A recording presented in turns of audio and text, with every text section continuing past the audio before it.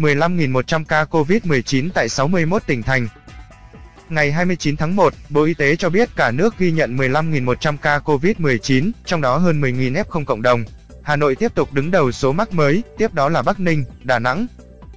Tính từ 16 giờ ngày 28 tháng 1 đến 16 giờ ngày 29 tháng 1, trên hệ thống quốc gia quản lý ca bệnh COVID-19 ghi nhận 15.150 ca nhiễm mới. Trong đó 50 ca nhập cảnh và 15.100 ca ghi nhận trong nước, tăng 208 ca so với ngày trước đó tại 61 tỉnh, thành phố. Có 10.187 ca trong cộng đồng, Hà Nội đứng đầu cả nước với 2.806 ca mắc mới, tiếp đó là Bắc Ninh, 992, Đà Nẵng, 865, Thanh Hóa, 732, Hải Phòng, 663, Quảng Nam, 601, Nam Định, 505, Bình Định, 419. Hòa Bình, 414, Bắc Giang, 407, Phú Thọ, 397, Hưng Yên, 369, Hải Dương, 363, Vĩnh Phúc, 347, Nghệ An, 314, Thái Nguyên, 295, Đắk Lắk, 271, Thái Bình, 265, Bình Phước, 250, Thừa Thiên Huế, 230, Quảng Ninh, 210, Lâm Đồng, 190, Lào Cai, 188, Thành phố Hồ Chí Minh, 166, Hà Nam, 158, Quảng Trị,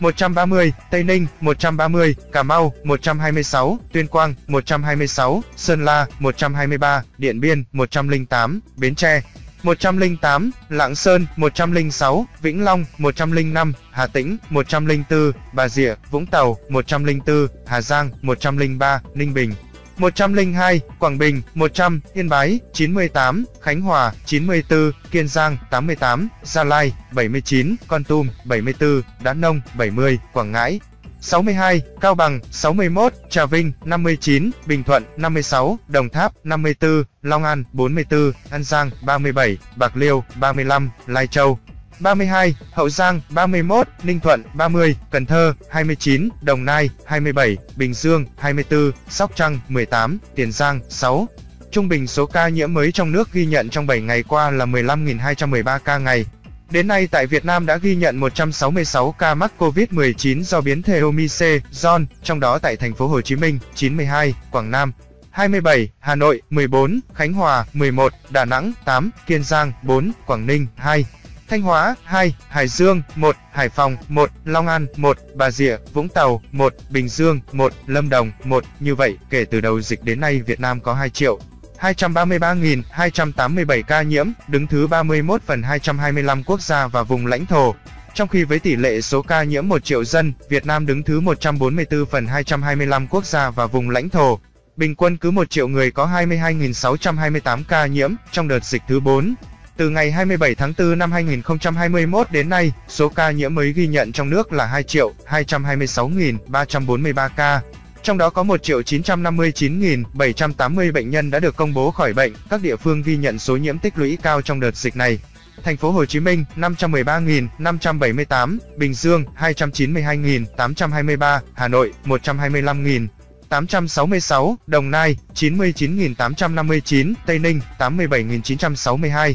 Về tình hình điều trị, trong ngày có 12.353 bệnh nhân được công bố khỏi bệnh, nâng tổng số ca được điều trị khỏi lên 1.962.597 trường hợp. Số bệnh nhân nặng đang điều trị là 3.869 ca, trong đó thở oxy qua mặt nạ 2.650 ca, thở oxy dòng cao HFNC 551 ca, thở máy không xâm lấn 144 ca, thở máy xâm lấn 505 ca, ECMO 19 ca. Về số bệnh nhân tử vong, từ 17 giờ 30 phút ngày 28 tháng 1 đến 17 giờ 30 phút ngày 29 tháng 1 ghi nhận 115 ca tử vong, trong đó tại Hà Nội 27, Kiên Giang 11 ca trong 2 ngày, Cần Thơ, Tiền Giang 7, Đồng Tháp 6, Bà Rịa, Vũng Tàu 5, Thành phố Hồ Chí Minh 5, Hải Phòng 4, An Giang 4, Sóc Trăng 4, Bắc Ninh 4, Khánh Hòa 3, Đà Nẵng 3, Nam Định 2, Bình Thuận 2, Long An 2, Bến Tre 2, Trà Vinh 2, Lào Cai 2, Gia Lai 1, Đắk Lắk 1, Đắk Nông 1, Hải Dương 1,